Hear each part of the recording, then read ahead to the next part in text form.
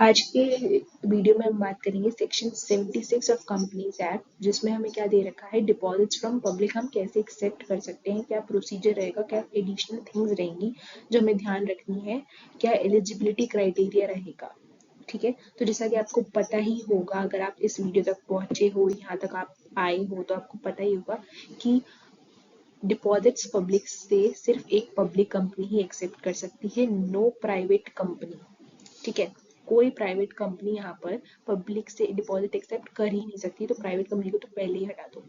ठीक है, फिर पब्लिक कंपनी में भी कुछ एलिजिबिलिटी क्राइटेरिया होता है जो उसको फुलफिल करना होता है, तभी जाके वो डिपॉजिट एक्सेप्ट कर सकती है फ्रॉम द पब्लिक।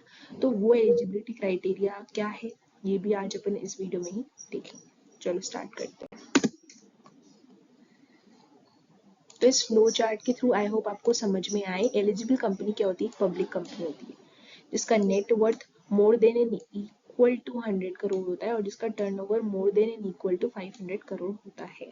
ठीक है, and have obtained prior consent of members in general meeting by passing SR and the same is filed with ROC.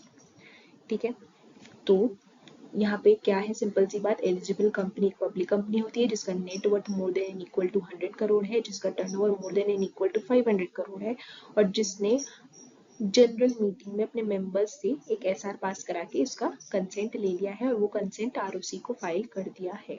ठीक है, यहाँ पे नीचे एक एडिशनल पॉइंट दे रखा है, an eligible company which is accepting deposits within the limits of section 181C में accept it by means of OR. तो सेक्शन 181C क्या है, अभी अपन को नहीं पता है क्योंकि अभी तक अपन ने नहीं पढ़ा है। ये बोर्ड मीटिंग वाले चैप्टर में अपन को पता चलेगा कि क्या होता है।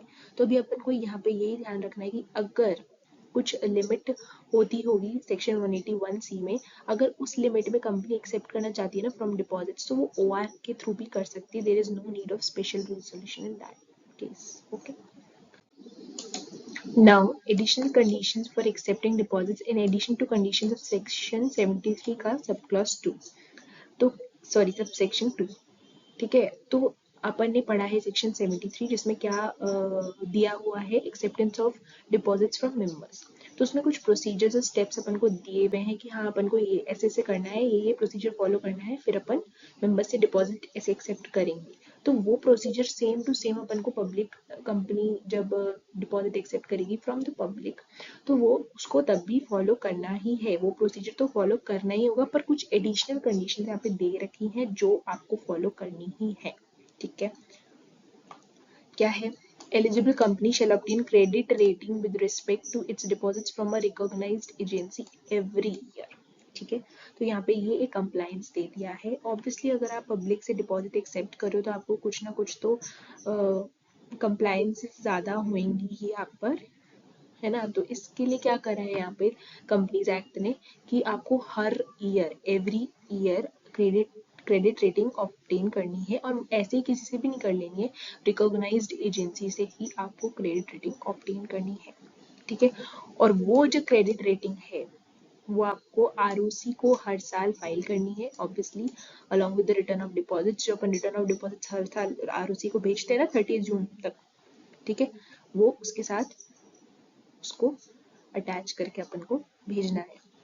और इसमें क्या लिखा हुआ है, charge should be created with in 30 days of acceptance on assets of the company and the value of charge shall not be less than actual amount of deposit.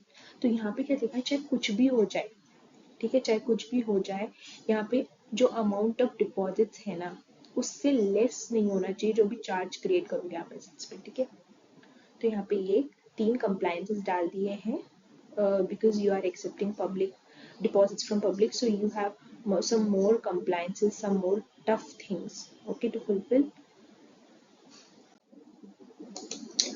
The tenure of deposits, ये बहुत ही important chapter का इस sorry important part है इस chapter का। तो इस flow chart से बिल्कुल आपको अच्छे से समझ में आएगा कि क्या है कंसेप्ट। ठीक है, तो अगर आप डिपॉजिट एक्सेप्ट करें लेस देन 3 months तो ये तो अलाउड ही नहीं है। ठीक है, तो लेस देन 3 months अगर आप डिपॉजिट एक्सेप्ट करना चाहते हो तो ये दिमाग से निकाल दो अपने बात, क्योंकि ये अलाउड ही नहीं है।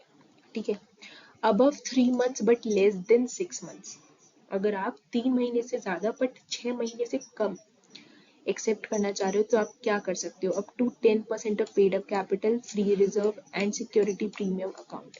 ठीक है, तो अगर आप 3 महीने से ज़्यादा पर 6 महीने से कम का डिपॉजिट एक्सेप्ट करना चाहते हो ना, तो आपको कब तक का मतलब आपको क्या लिमिट लगा दी यहाँ पे, up to 10% of paid up share capital plus free reserve and plus security premium.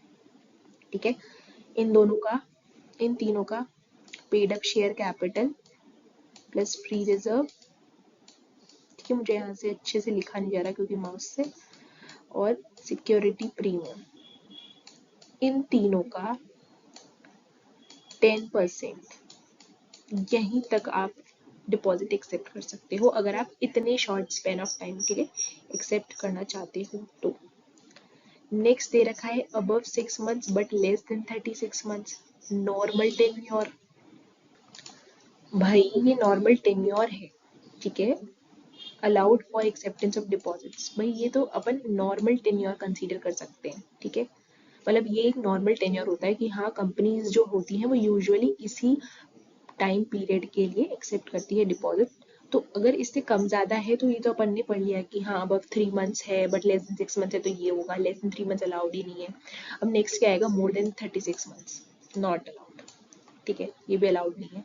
तो ये अपन ने देख लिया है कि ये टेन्योर ऑफ डिपॉजिट है। अगर अपन ने जो नॉर्मल डिपॉजिट का टेन्योर होता है जो कि above 6 months but less than 36 months होता है तो वो तो अलाउड है अपन को, ठीक है, पर इससे ऊपर नीचे होता है तो अपन ने देख लिया है कि अपना क्या होगा अगर अपन करते हैं तो एक्सेप्ट, या फिर अलाउ है कि नहीं है। ठीक है, तो इसी के साथ अपना ये वीडियो यहाँ का ख़त्म होता है और आई होप आपको ये वीडियो अच्छा लगा होगा। और अगर आपको अच्छा लगा है तो प्लीज़ लाइक करो और चैनल को सब्सक्राइब करो, और बस।